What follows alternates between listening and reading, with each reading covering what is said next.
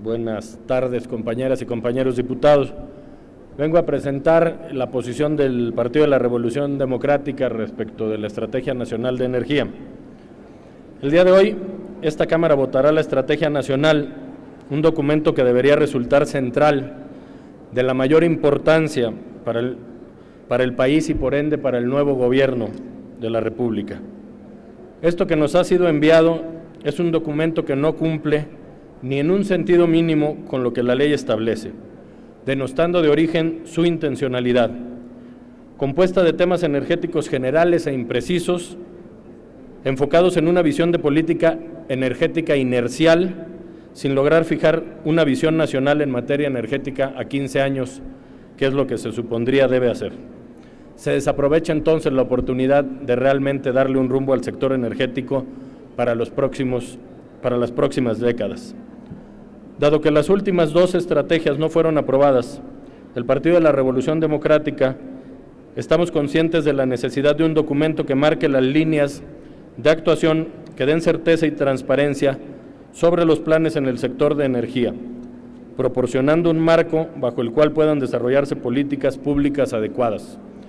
Sin embargo, no podemos avalar esta propuesta como un documento de visión nacional, dada las evidentes carencias que éste presenta.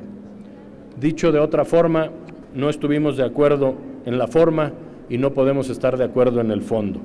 Se suponía que iba a comparecer, fue un acuerdo en la Comisión de Energía, el secretario del ramo, situación que no sucedió y que nos deja con todas estas dudas.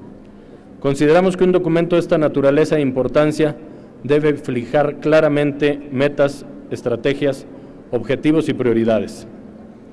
El presidente de la República, Enrique Peña Nieto, ha declarado hace apenas unas horas en su viaje que su proyecto de crecimiento económico para el país es del 5 o 6% anual, pero esta proyección es totalmente inviable cuando al mismo tiempo hoy estamos analizando aquí en el Congreso la Estrategia Nacional de Energía con una proyección de crecimiento de la oferta energética que no pasa del 2% para los años de la administración. Hay una incongruencia incluso numérica. La estrategia plantea una participación mínima del Estado en el desarrollo del sector. Las líneas de acción para desarrollar los temas estratégicos se fijan como la principal tarea el incentivar y fomentar el capital privado dentro del margen de la ley, presentándose como una única solución ante un escenario inercial de crecimiento nacional que demanda energía, que de otra manera entrará en una situación de déficit a partir del 2020. Observamos que en distintos de los temas estratégicos, como el 1, el 5, el 7, el 10, el 17 y el 18, se establece con toda claridad que la mejor solución para atender a estas problemáticas es la inversión privada.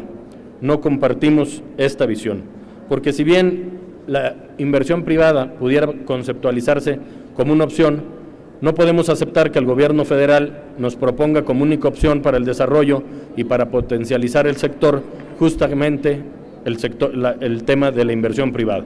Y esto nos preocupa ampliamente, porque su planteamiento es claro: crear huecos vacíos en la acción pública e invocar el concurso de la inversión privada para que el más fuerte en el mercado establezca en ambientes desregulados. Solo quiero hacer aquí referencia y detenerme un momento en la definición del término privatizar de la Real Academia Española de la Lengua. Es transferir una actividad pública al sector privado. En el 80% de este documento se propone precisamente eso. Por otro lado, las líneas de acción son genéricas, imprecisas y ambiguas. Lo más preocupante es que no se establecen las acciones por periodos de temporalidad ni establece metas específicas dentro de un margen de 15 años que contempla. Además, muchas de las líneas de acción resultan de ejecución obvia, como, por ejemplo, cito, obtener información sobre el consumo de energía por sector y subsector. Es decir, si no se establece en este documento, la Secretaría de Energía, nos preguntamos, ¿trabajaría sin dichos datos? Los temas estratégicos son presentados como prioritarios para el sector cuando muchos de ellos no se traducen en acciones específicas, sino más bien en frases de lugares comunes sin sustento ni base real. Pongo otro ejemplo. El tema estratégico 17 establece desarrollar soluciones y productos para nuestros retos. Si esto es una estrategia, pues la verdad es preocupante para nosotros que realmente no haya estrategia ni planeación. Las líneas de acción no cubren de manera suficiente los temas estratégicos. La mayoría de ellas resultan escuetas y solo parecen acciones obvias cuya finalidad no queda clara, tal como, cito, implementación de prácticas que hagan competitivo al sector. ¿Cuáles son estas prácticas? Es lo que debería contener la estrategia. Según la Estrategia Nacional de Energía, estas líneas de acción se llevarán a cabo mediante instrumentos y políticas públicas definidas por cada una de las entidades. Esto no se define en metas vinculatorias a nivel nacional, entendiendo que cada entidad actuará en la medida de sus posibilidades, de sus prioridades, a su mejor entendimiento y recursos, es decir, de manera discrecional. La Estrategia Nacional de Energía presenta un análisis solamente parcial del sector energético y carece, como ya dije, de estrategias y acciones claras sobre la extracción del petróleo crudo. El documento, entre otras cosas, no desarrolla el potencial de energías alternativas, son solo un par de renglones, y sustentables, ni tampoco elabora proyecciones de crecimiento en este último ramo. No está contemplado el tema de la transición energética y, por supuesto, al no estar contemplado, tampoco contempla los cómo. En los próximos años, ¿cuál es la producción anual de petróleo crudo que se pretende? ¿Saldrá de las cuencas de tierra firme o de aguas someras en la sonda de Campeche, de aguas profundas en la región occidental del Golfo de México? ¿De dónde? No está claro, no se estipula. Esta soberanía estaría obligada a conocer esa información para poder aprobar las inversiones que se requieren. Incluso el propio artículo 33 en sus fracciones 17 y 18 de la Ley Orgánica de la Administración Pública Federal establece esa obligación a la Secretaría de Energía. No contempla tampoco el fortalecimiento de las paraestatales, lo cual es muy preocupante.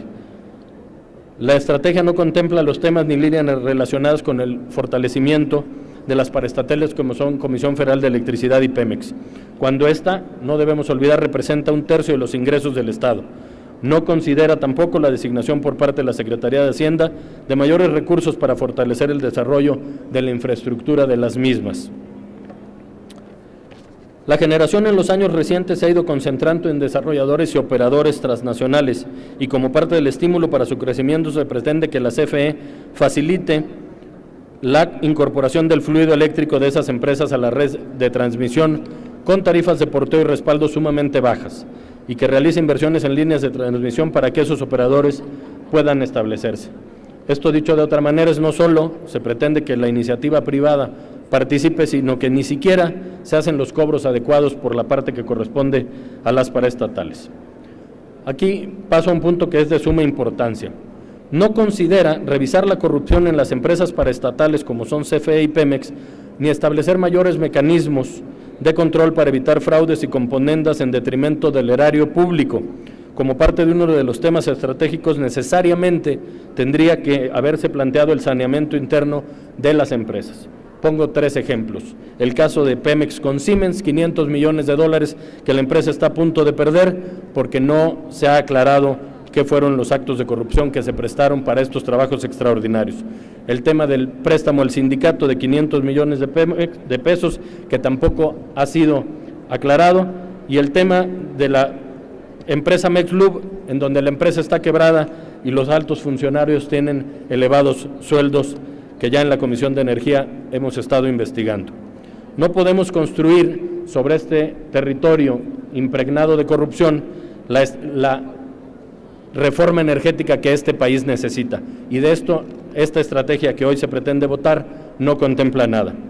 No establece una responsabilidad social clara sobre las acciones de generación de energía. Se ha olvidado a los pueblos originales en estos temas de generación de energías alternativas y no han sido consideradas las personas que en esos territorios viven. Por eso, porque el documento enviado por el presidente de la República al Senado y ahora esta soberanía no es coherente siquiera con el propio proyecto de crecimiento económico planteado por el gobierno federal, porque no ofrece a las mexicanas y a los mexicanos seguridad, accesibilidad y calidad al suministro energético, y porque abre una gran brecha de discrecionalidad que extravía la Rectoría del Estado en un tema que la Constitución define como estratégico para la nación, es que el PRD se manifiesta en contra de la ratificación del proyecto de la Estrategia Nacional de Energía enviado por el Ejecutivo Federal. Debemos más bien seguir reivindicando la importancia de la planeación y, por ende, del mejoramiento de sus instrumentos. Termino, señor presidente. ¿Quién de los diputados que se ha manifestado a favor de este dictamen podría sostener o defender que este documento realmente es la estrategia que el Estado mexicano necesita? Nos parece que no hay tal. Es cuanto, señor presidente.